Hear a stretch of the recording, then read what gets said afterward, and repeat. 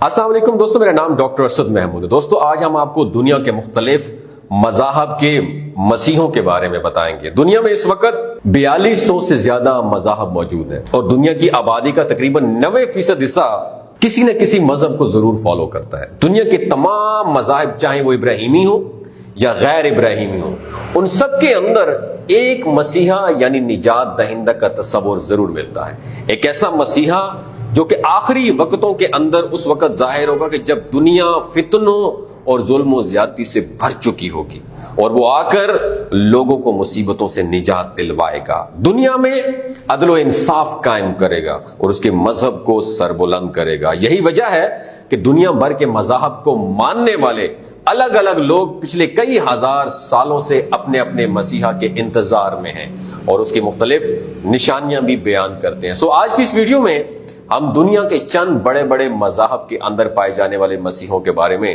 Discuss کریں گے۔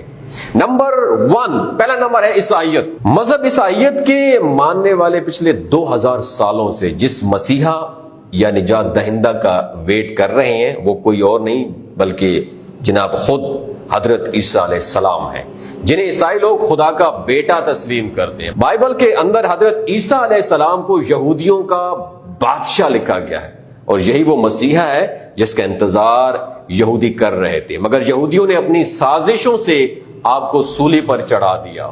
عیسائیت کا یہ دعویٰ ہے کہ جناب حضرت عیسیٰ علیہ السلام نے انسانوں کے گناہوں کا کفارہ ادا کرنے کے لیے اپنی جان پیش کی اور وہ اس دنیا کے آخری دور میں ایک مرتبہ پھر سے ظہور پذیر ہوں گے اور وہ برائی کا خاتمہ کریں گے اور تمام دنیا کو عدل و انصاف سے بھر دیں گے۔ یہی یہودی، جبکہ یہودی ان عقائد کی بالکل بھی حمایت نہیں کرتے کیونکہ ان کے مطابق جناب عیسیٰ علیہ السلام آنے والے مسیحا کی نشانیوں پر بالکل بھی پورا نہیں اترتے، اس لیے یہودی حضرت عیسیٰ علیہ السلام پر وحی اترنے یا پھر ان کے مسیحا ہونے کا بھی سرے سے انکاری ہیں۔ نمبر 2، یہودیت۔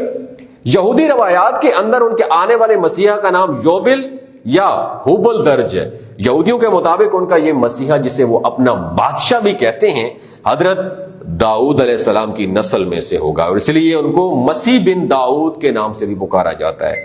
یہودیوں کے مطابق ان کا یہ مسیحا نہایت قابل مذہبی لیڈر اور ایک بہترین سیاسی لیڈر بھی ہوگا جو کہ دنیا کے اندر آنے کے بعد تمام ہی دنیا پر اپنی اور ان کی بادشاہت کو قائم کرے گا اور وہی یہودیوں کو تائید کرے گا اور ان پر ہونے والی ناانصافیوں کا بدلہ لے کر ان کے دشمنوں کو بھی فنا کر دے گا۔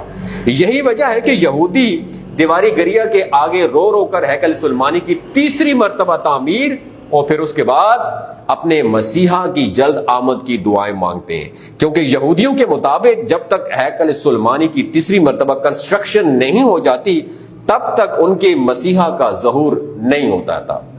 تیسرا نمبر آتا ہے بدھ مت کا۔ دنیا کے دوسرے بڑے مذاہب کی طرح بدھ مت میں بھی مستقبل میں دنیا کے اندر رونما ہونے والے مسیحا یا رہنما کا انتظار کر رہے ہیں جسے وہ میتھیریا کا نام دیتے ہیں۔ بدھ مت کی روایات کے مطابق میتھیریا کا ظہور اس وقت ہوگا جب ان سے پہلے آنے والے بدھا یعنی گوتم بدھ کی تعلیمات کو مکمل طور پر بلا دیا جائے گا، یہاں تک کہ دنیا سے اس مذہب کا نام و نشان بھی مٹ جائے گا۔ تب گوتم بدھ کے جانشین میتھیریا اس دنیا کو پھر سے گوتم بدھ مت سے روشناس کروائیں گے اور تمام ہی دنیا پر اس مذہب کو فالو کیا جائے گا۔ بدھ مت کی تعلیمات کے مطابق اس دنیا کے بننے سے لے کر اس کے خاتمے تک صرف 5 بدھاؤں نے جنم لینا ہے، جن میں سے 4 بدھا ابھی تک جنم لے چکے ہیں اور اب بدھ مت کے ماننے والے اپنے 5ویں اور آخری بدھا کا انتظار کرتے ہیں اور جو ان کے مطابق اس مذہب کو پوری دنیا کے اندر رائج کر دے گا۔ نمبر 4، ہندو مت۔ سناتن دھرم یا ہندو مت کے پیروکار پچھلے کئی 100 سالوں سے اپنے سب سے بڑے دیوتا یعنی وشنو کے 10ویں اوتار کا ویٹ کر رہے ہیں جس کو یہ لوگ کالکی اوتار بھی کہتے ہیں۔ ہندو مقدس کتابوں کے مطابق وشنو کا یہ 10واں اوتار جسے کالکی اوتار کہتے ہیں یعنی موجودہ زمانے میں اس وقت ظاہر ہوگا کہ جب زمین گناہوں سے بھر جائے گی، تب کالکی نامی یہ اوتار دیودادا نامی ایک پروں والے گھوڑے پر سوار ہو کر آئے گا اور دنیا سے تمام برے لوگوں کا خاتمہ کر دے گا۔ یوں کالکی کے آنے کے بعد دنیا کے اندر ایک سنہری دور کا آغاز ہوگا جہاں پر کوئی ظلم و ستم اور کوئی ناانصافی نہیں ہوگی، اور یہی کل یگ کا خاتمہ ہوگا۔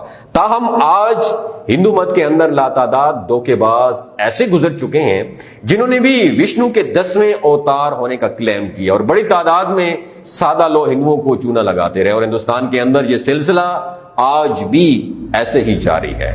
5واں نمبر آتا ہے اسلام کا۔ مسلمان بھی عیسائیوں کی طرح حضرت عیسیٰ علیہ السلام کے ایک مرتبہ پھر اس دنیا کے اندر تشریف لانے پر ایمان رکھتے ہیں۔ اس کے علاوہ اللہ کے رسول نے اپنی امت کے اندر مہدی نام کے ایک ایسے امیر کے ظاہر ہونے کی خوشخبری دی ہے کہ جن کی اقتداء میں جناب عیسیٰ علیہ السلام بھی نماز ادا کریں گے۔ حضرت امام مہدی کے بارے میں کئی احادیث نبوی انتہائی وضاحت کے ساتھ ملتی ہیں۔ البتہ موجودہ دور کے اندر چونکہ عالم اسلام کئی فرقوں میں بڑھ چکا ہے، لہٰذا مختلف فرقوں کے اندر امام مہدی کے بارے میں مختلف نظریات اور الگ الگ نشانیاں پائی جاتی ہیں۔ مثال کے طور پہ اگر ہم اہل سنت کی بات کریں تو ان کے مطابق حضرت امام مہدی ابھی پیدا نہیں ہوئے، اور انہوں نے ابھی اس دنیا کے اندر جنم لینا ہے، اور جنم لے کر 40 سال کی عمر میں ظہور پذیر ہونا ہے، جبکہ اہل تشیع حضرات کے مطابق امام مہدی ان کے 12ویں اور آخری امام ہیں، جو کہ اس وقت دنیا کے اندر موجود ہے اور پچھلے کئی سو سالوں سے پوشیدہ ہیں، اور وہ قرب قیامت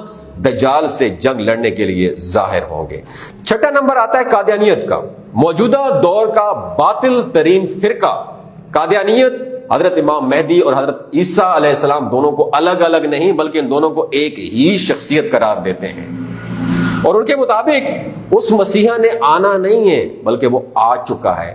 قادیانیوں کا ماننا ہے کہ مرزا غلام احمد قادیانی ہی وہ شخصیت ہے۔ مرزا غلام احمد قادیانی اپنے دور میں خود کو مسیحا ہی کہتا تھا، لہٰذا اس کے جھوٹے ہونے کے لیے یہی بات کافی ہے کہ نہ تو اس کے دور میں کوئی دجال ظاہر ہوا اور نہ ہی اس نے دجال کے خلاف کوئی جنگ لڑ کر اس کا خاتمہ کیا۔